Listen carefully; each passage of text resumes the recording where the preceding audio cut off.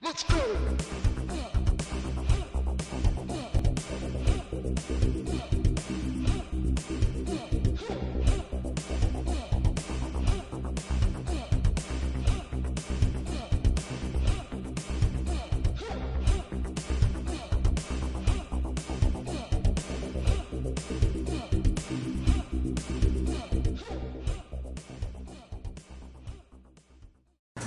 Foam rolling your glutes. You're going to sit on the foam roll lengthwise like this, crossing one foot over. So if I have that foam roll underneath my right glute or my right bum cheek, I'm going to cross my right foot up onto my left knee.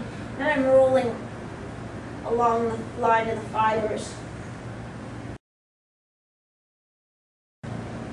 This one looks a little weird. If you do it in the gym, you're definitely going to get some funny looks. But we're going to do a little bit just staying out above the knee, just above the knee joint.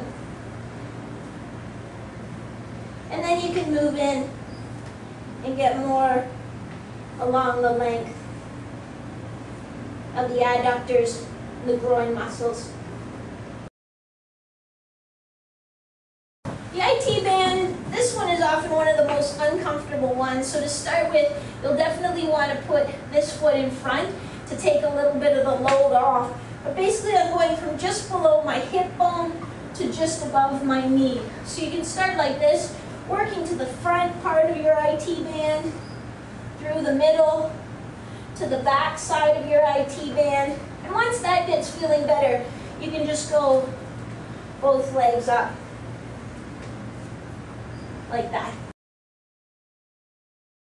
This is another hip internal rotation stretch, so actually a stretch of the hip external rotators, but it helps get that nice wide butterfly flare. So this is a half kneeling internal rotation.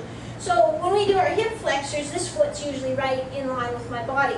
But in this case, I'm going to move it outside my body, so about double hip width. And then I'm just going to turn that knee in a little bit.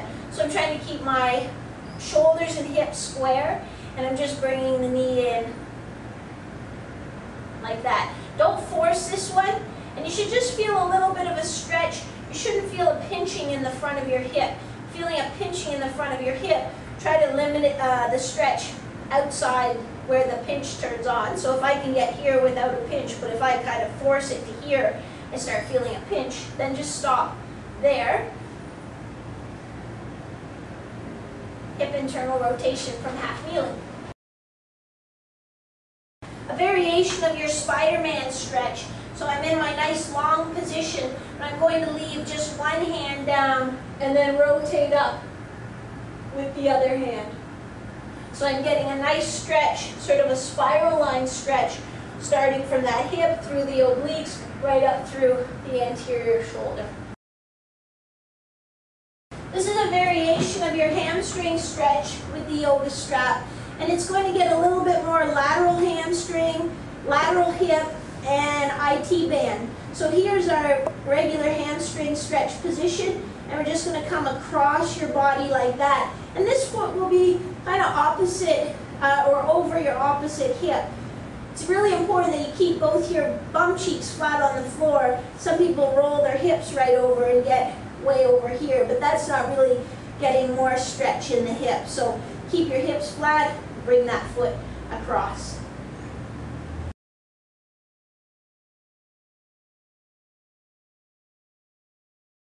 This is dynamic warm-up number 2.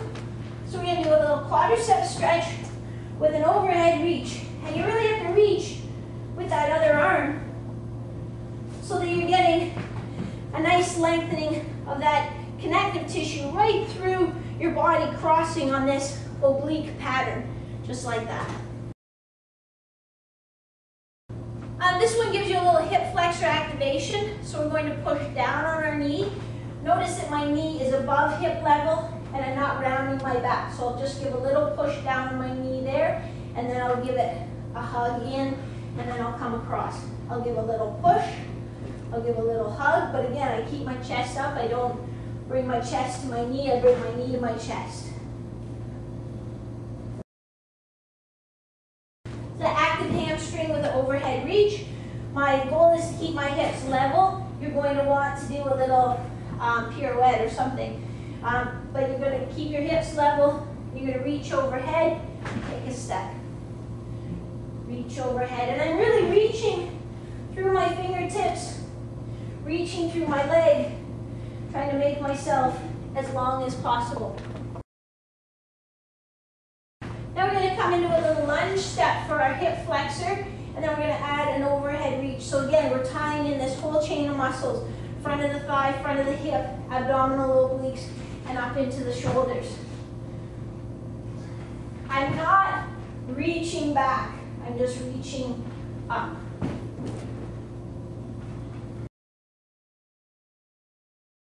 For your low lateral shuffle, again, make sure you get down low, and then we'll do just a little shuffle step.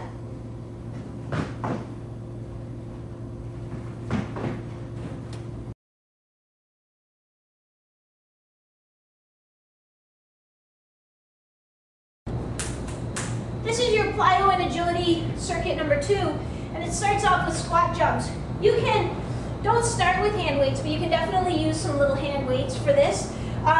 Just hold them at your sides. Don't overdo it. Remember, the purpose is to be fast and explosive, not to go heavy. That's what your strength phase is for. So here, I'm linking the jumps. I'm keeping good knee alignment and good back alignment.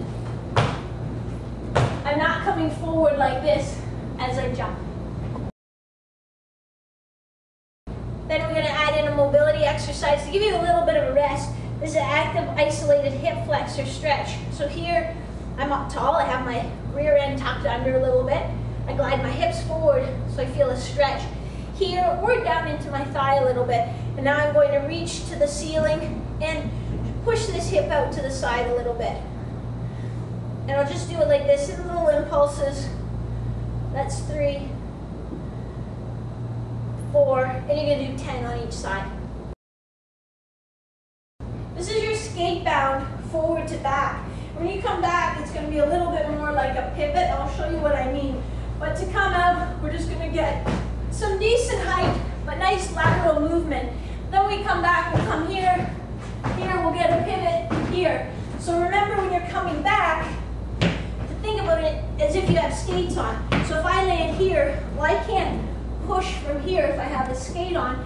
I need to first pivot, push, push. So we'll practice that little fine movement as well. So for this one, this is single leg cross hop. This is kind of a cross pattern.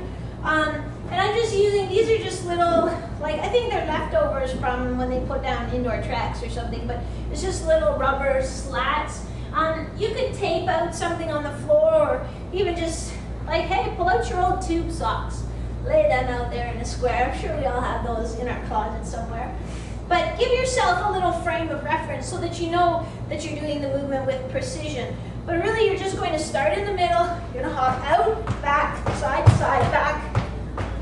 And you're trying to keep your head fairly well balanced in the middle. You can see that I'm looking down because I'm kind of trying to gauge where I'm at. But as you get better at it and more comfortable with it, I'd like you to start getting your eyes up. If you wanted to add some hand-eye coordination to that, you could even, once you're really good and you're comfortable with this, keeping your head up, have your partner throw you a ball, or if you're just down in the basement, toss a ball off the wall. And that will be extremely challenging because you're having to move quickly with precision and process information as you perform those hand-eye coordination drills. Let's go!